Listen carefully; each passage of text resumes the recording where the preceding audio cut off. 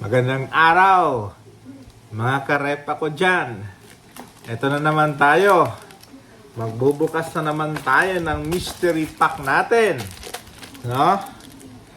So, pang-apat na, fourth day na natin ngayon sa pagbubukas ng mystery pack.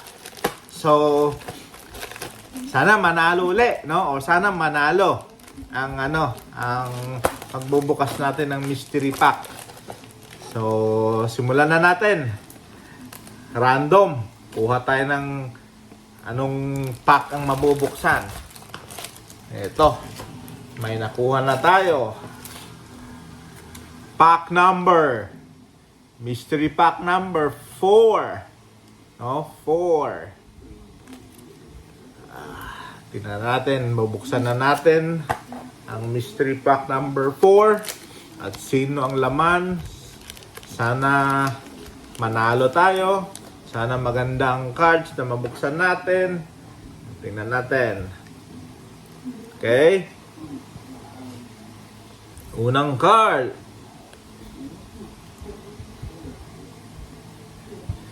Okay. New York Knicks, no? New York Knicks. Si Larry Hodges ng New York Knicks. Naglaro din to dati sa Cleveland, no? Cleveland sa time ni yung kabataan pa ni LeBron James. Teammate to ni LeBron sa Cleveland. So napunta din pala to ng New York Knicks, no? Si Larry Hodges. He's a 2-3 player, no? 2-3 player. Next one. Quite an old card. Seattle Supersonics pa, no? Wala nang Seattle Supersonics ngayon. Si Derek McKee is a 3-4 guard. He's a 3-4 forward of the Seattle Supersonic. Tandang card na to. I think kung di ako nagkakamali, this card is hold on. 88 na card, no? Or 88 na season. Pero hold on. Fleer 91, no? Fleer 91 siya. So, yung copyright lang siguro nito 88. Pero yung card mismo is a Fleer 91 card of Derek McKee from the Seattle Supersonic. Ito, nabutan to nila Gary Payton, nila Sean Kemp. Next card from the Charlotte Bobcats. Charlotte Bobcats. Si Vladimir Radmanovich. Isa tong shooter, no? He used also to play with I think the Lakers tapos I think napunta sa Bobcats nung nagkaroon ng expansion ang Bobcats. Pretty decent off the bench player. Next, si Quinn Buckner, no? It's a courtside card. Ito matandang card to. Is 1975-76. He also played for the USA Basketball. Quinn Buckner. So baka may mas nakakilala pa dito. Let me know. Comment below, no? Tingnan natin kung gaano to siya kagaling. Another one. Stadium club member, no? From the Timberwolves. Si Locke Longley, no? I think this is already after the Bulls era, no? Locke Longley of the Minnesota Timberwolves. So used to be he was part of the championship team ng Chicago Bulls. Another one, college card. No, college card ni David Noel. who used to play with the ano to, Tar Heels, no? Used to play with the Tar Heels. I think this is Tar Heels is North Carolina. No, North Carolina Tar Heels. Another card from the Clippers. Bob Martin from the Clippers. No? It's an upper deck card na collector's choice, no?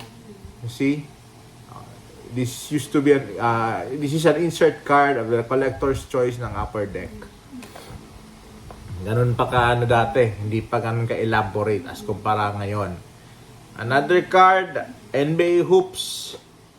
NBA Hoops 1989, Lester Connor of the New Jersey Nets. Yan mo yung jersey nila. Lumang jersey ng Nets at maikli pa yung shorts, no? At tingnan mo rin yung card, hindi na puti, may pagkano na.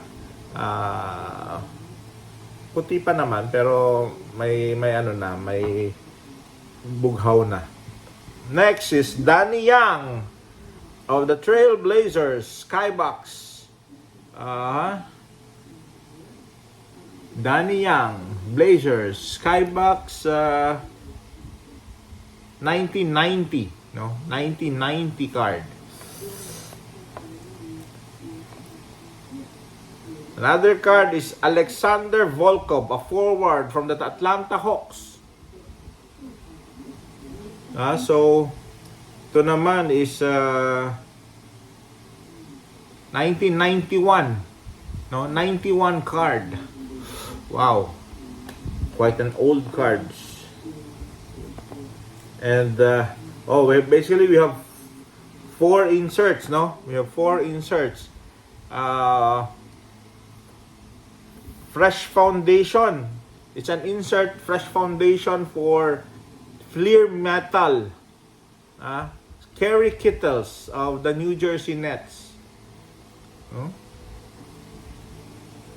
So, itong Fleer Metal dati is one of the expensive cards, no? Or expensive box ng Fleer.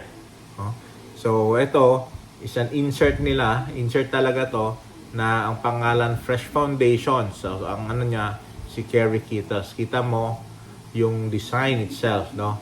So, kasi ngayon, masyado nang elaborate, masyado nang holo. May pagka, modified na talaga masyado. So, ito, considered, it's an insert card. I just do not know yet the value kasi raw card to eh. Another insert is a rookie card. Hold on, no. A silver edition card ni Cameron Johnson of the Phoenix Suns.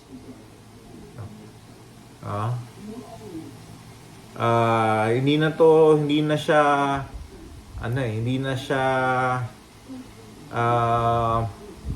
Phoenix ngayon. I think si Cam Johnson, I think kung hindi ako nagkakamali, baka nasa Brooklyn na siguro.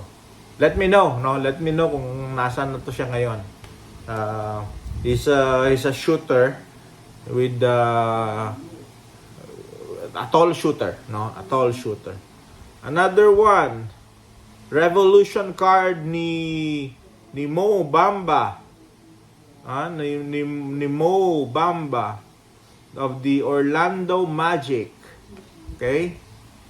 Kita mo ang niya. Rainbow colors, no? Yan. So, hindi pa talaga nagpakitang ng kanyang kagalingan. So, let's see over time kung he's a forward center, no? Na player, a very lanky player.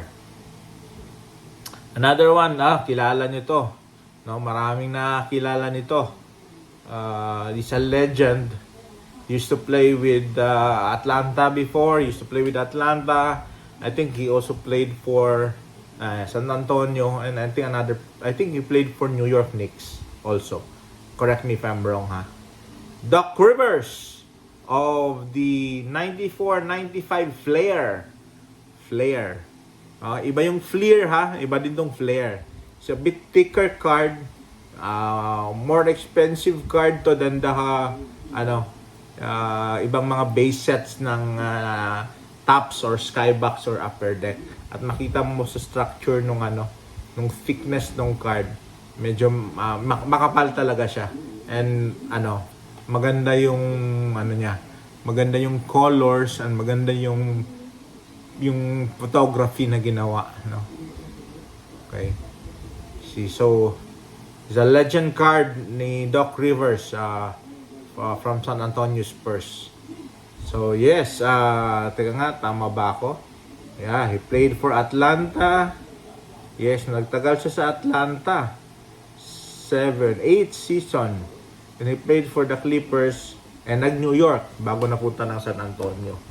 So yes, that's our mystery pack 4, no, with 4 inserts and ilang cards siya? 14 cards all in all. So not a bad card, not a bad pack, sorry, not a bad pack. So may tatlo pa tayong bubuksan na na mystery pack bago yung sinabi ko na magbubukas ako ng mga superstar cards, no? And let's try to see if magkano siya, no? I'll have to check with the Beckett and with the grades kung magkano. So for now, this is it. This is our mystery pack number 4. If you have some question, comment below. Please also like and share. That's it for me now. See you tomorrow for mystery pack number 5. Ciao. Let's make out.